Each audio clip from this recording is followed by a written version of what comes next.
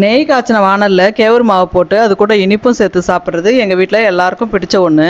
நாங்க சின்ன வயசுலாம் இதை நான் நீனு போட்டி போட்டுன்னு சாப்பிடுவோம். இதுக்காக டெய்லி வாங்குற பால்ல இருக்க ஆடையெல்லாம் 10-15 நாளைக்கு சேர்த்து பாத்திரம் கொள்ற அளவுக்கு ஃப்ரீசர்ல ஸ்டோர் பண்ணிட்டு இதுக்கப்புறம் இதை ஒரு நாளைக்கு வெளியே எடுத்து அதுல உரமுறை சேர்த்து தயிர் துவையிற மாதிரி இது துவைஞ்சதுக்கு அப்புறம் மறுபடியும் ஃப்ரிட்ஜில் வச்சு கூல் பண்ணிட்டு அது கூட ஜில்லு தண்ணி ஐஸ் கியூப்ஸ் எல்லாம் சேர்த்து மிக்ஸி ஜார்ல போட்டு ஓட விட்டு வெண்ணெயை பிரிச்சு இந்த வெண்ணெயை மறுபடியும் தண்ணியில போட்டு ஒட்டி இருக்க மோரையும் எடுத்ததுக்கு அப்புறம் கடைசி ஃபைனல் வேலை தான் நம்மளுக்கு பிடிச்ச வேலை. அப்படியே இதை வாணல்ல சேர்த்து மிதமான தீயில வச்சு தயாரா பறிச்சுட்டு வந்த துளிர் முருங்கைக்கீரையும் 2 கல்லு உப்பையும் சேர்த்து முருங்கைக்கீரையில இருக்க ஈரெல்லாம் படப்படன்னு பொரிஞ்சதுக்கு அப்புறம் நெய்யை இறக்கி ஆற வச்சு பாட்டில்ல ஊத்திட்டு வாணல்ல ஒட்டின்னு இருக்க நெய் முருங்கைக்கீரையில நான் முதல்ல சொன்ன மாதிரி கேவுரு மாவு அப்புறம் இனிப்புக்கு சர்க்கரை இல்லைன்னா நாட்டு சர்க்கரை இதுல ஏதாவது ஒன்றை போட்டு கிண்டி சாப்பிட்டா செம்ம சூப்பரா இருக்கும். உங்க வீட்டு பக்கம் இது மாதிரி நெய் காய்ச்சின வாணல்ல ஏதாவது போட்டு சாப்பிட்டுருக்கீங்களா என்ன அப்படின்றத கமெண்ட்ஸ்ல சொல்லுங்க.